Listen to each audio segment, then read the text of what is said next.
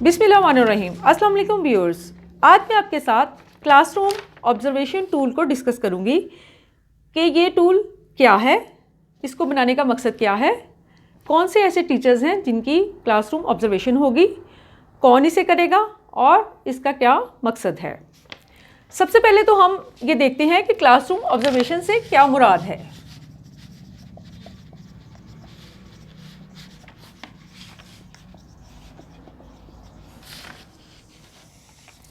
It is an act of watching the performance of teacher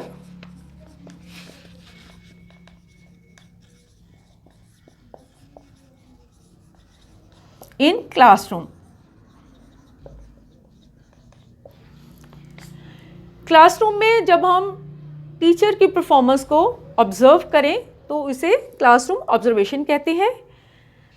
अब इसे कौन करेगा? आपको पता है कि असिस्टेंट एजुकेशन ऑफिसर हर प्राइमरी और मिडिल स्कूल को एक मंथ में 2 दफ़ा विज़िट करता है।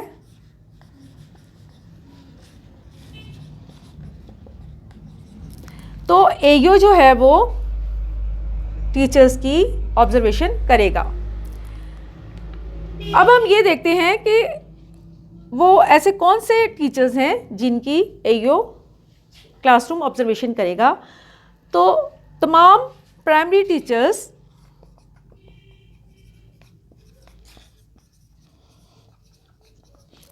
उनकी एओ जो है वो ऑब्जर्वेशन करेगा। और इनको सेलेक्ट करने का क्या क्राइटेरिया है? जब एओ स्कूल की विज़िट पे आएगा तो वो हेड टीचर की मदद से रैंडमली किसी भी टीचर को जो कि प्राइमरी हिस्से को पढ़ा रहा है उसको वो रैंडमली सेलेक्ट करेगा और उसकी वो क्लासरूम ऑब्जर्वेशन करेगा।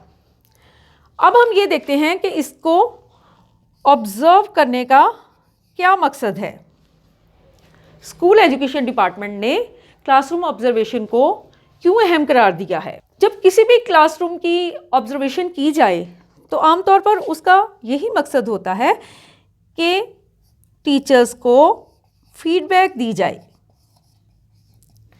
और उस फीडबैक की बुनियाद पर टीचर्स जो हैं वो अपनी टीचिंग में इम्प्रूवमेंट लेकर आते हैं।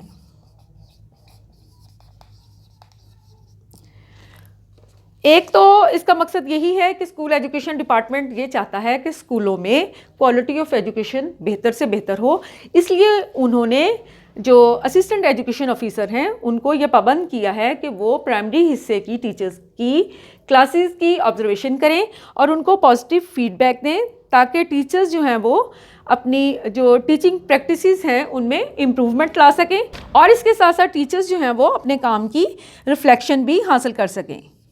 यानी कि टीचर्स को इस बात का पता हो कि वो क्या पढ़ा रहे हैं, क्यों पढ़ा रहे हैं और किन को पढ़ा रहे हैं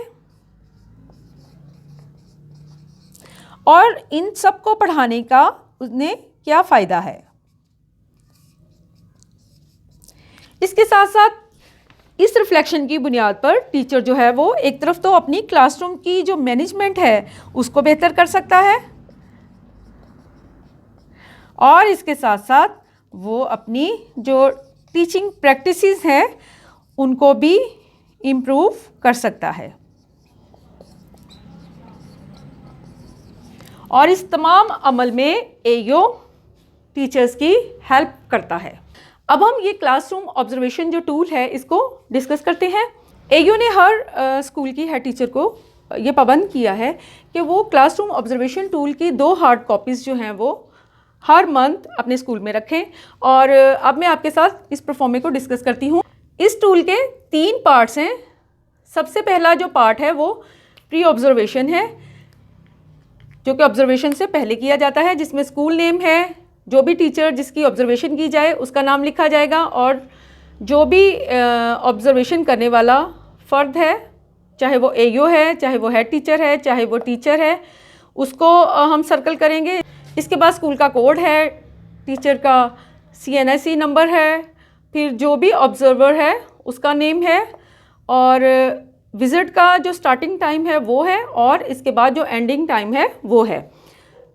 पार्ट सेकंड जो है वो क्लासरूम ऑब्जर्वेशन के बारे में है, और यही हमारा जो टीचिंग प्रैक्टिसेस हैं उनके हवाले से है। इसमें सबसे पहले तो ये बताया गया है कि सब्जेक्ट्स हैं, उर्दू, मैथ, लैटिनम है, इंग्लिश है, साइंस, सोशल स्टडीज़, इस्लामियात और जनरल नॉलेज है।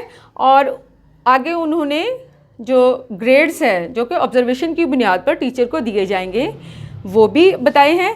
1 से लेकर 5 तक हैं, और जो 5 है वो हाईएस्ट है, और जो हमारा फर्स्ट है वो लो ग्रेड है। सबसे पहले जो टीचिंग प्रैक्टिस है वो ये है कि टीचर जो है क्या उसने सबक के ऑब्जेक्टिव्स को सही तरह बयान किया है, और उसने क्लासरूम की एक्टिविटीज़ को ऑब्जेक्टिव्स के साथ रिलेट किया है। आपको पता है कि किसी भी सबक को जब हम पढ़ाते हैं तो उसका कुछ ना कुछ मकसद होता है, और ये बहुत ज़्यादा ज़रूरी है कि अगर हम अपने मकसद को हासिल करना चाहें तो हम क्लासरूम में इस तरह की एक्टिविटीज़ करवाएं कि हमारे मकसद हासिल हो सकें।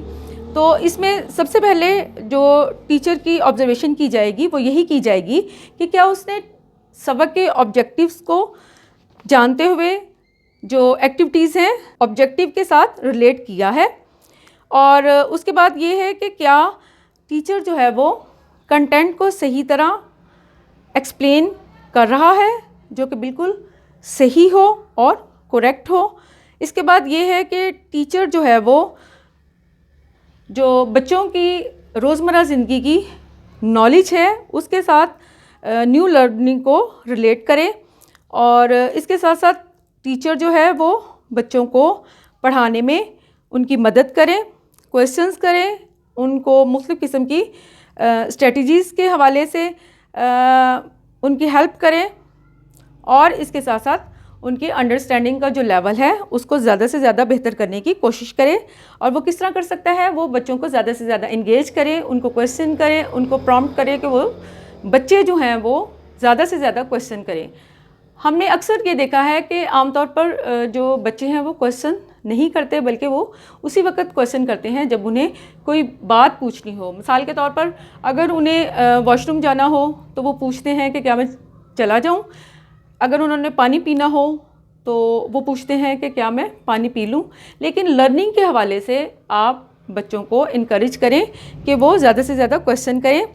इसके साथ साथ ये बहुत ज़्यादा ज़रूरी है कि अगर बच्चा इंडिविजुअली या वो ग्रुप वर्क में काम कर रहा है तो टीचर जो है वो उनको ज़्यादा से ज़्यादा मॉनिटर करे और देखे कि क्या वो रेलिवेंट काम कर रहे हैं, और जहाँ कहीं उन्हें फीडबैक की ज़रूरत हो उन्हें दे, जहाँ कहीं बच्चों को हेल्प की ज़रूरत हो टीचर जो है बच्चों की हेल्प करे और उनको ज़्यादा से ज़्यादा इनकरेज करे। इसके साथ साथ जो टीचर है उसे अपनी टीचिंग को बच्चों के हवाले से एडजस्ट करना बहुत ज़्यादा ज़रूरी है। बच्चों के मेंटल लेवल के मुताबिक उसे अपनी टीचिंग लर्निंग प्रोसेस को अख्तियार करना चाहिए, यानी कि उसे बच्चों की प्रीवियस नॉलेज के ऊपर ही जो न्यू नॉलेज है उसको बिल्ड करना चाहिए। बच्चों को ज़्यादा से ज़्यादा इंगेज करना चाहिए और बच्चों की ज़्यादा से ज़्यादा हौसला अफजाई करनी चाहिए। इसके साथ साथ बच्चे जो हैं अगर किसी भी हवाले से किसी भी कॉन्सेप्ट को समझ नहीं पाते तो टीचर जो है उनको ज़्यादा से ज़्यादा उनकी हेल्प करें ताकि वो लर्निंग को बेहतर से बेहतर अख्तियार कर सकें और रोट लर्निंग की हौसला शिकनी हो। इसके साथ साथ टीचर को चाहिए कि वो बच्चों को क्रिटिकल थिंकिंग पैदा करे, जिसमें बच्चा जो है वो चीज़ों को एनालाइज कर सके और इसके बाद वो किसी भी कंक्लूजन पर पहुँचे। तो क्रिटिकल थिंकिंग के हवाले से क्वेश्चंस करना बहुत ज़्यादा ज़रूरी है। इसके साथ साथ टीचर बच्चों की थिंकिंग पावर को बेहतर करने के लिए क्या उन्हें मुख्तलिफ़ किस्म के टास्क दे रहा है, और इसके साथ साथ जो टीचर है उसको बच्चों की नीड्स को मद्देनज़र रखना बहुत ज़्यादा ज़रूरी है, और बच्चों की जिस तरह की भी नीड्स हों उसके मुताबिक ही उसे अपना टीचिंग प्रोसेस को अख्तियार करना चाहिए। तो ये 11 प्रैक्टिसेस हैं जिसको एओ जो है वो ऑब्ज़र्व करेगा। और इसके बाद है जी कि लर्निंग के हवाले से क्या टाइम है। यानी कि students are engaged in learning activity, जिसमें मुख्तलिफ जो हैं वो लेवल्स दिए गए हैं। लिमिटेड है और मिडल है और इसके बाद है हाईएस्ट। यानी कि बच्चे जो हैं वो लर्निंग की एक्टिविटीज़ में कितने एंगेज हैं, कितने इन्वॉल्व हैं, कितने वो बेहतर अंदाज में किसी भी चीज़ को सीख रहे हैं। अब जो एओ है वो किसी भी क्लासरूम का जब ऑब्जर्वेशन करेगा तो जिस तरह का वो देखेगा माहौल या टीचर को देखेगा कि वो किस हद तक बच्चों को एंगेज कर रहा है लर्निंग प्रोसेस में, इसके मुताबिक वो यहाँ पर टिक करेगा। इसके बाद ये है कि किसी भी लेसन को जब एक एओ जो है वो ऑब्ज़र्व कर रहा है तो उसका ड्यूरेशन कितना है, यानी कि किसी भी लेसन को जो टीचर पढ़ा रहा है क्या वो 20 मिनट से कम है या 30 मिनट का है या 40 मिनट का है। तो जितने भी मिनट का होगा यहाँ पर एओ जो है उस ड्यूरेशन को सर्कल करेगा। अब मैं आपके साथ पार्ट 3 को डिस्कस करूँगी जो कि पोस्ट ऑब्जर्वेशन के बारे में है।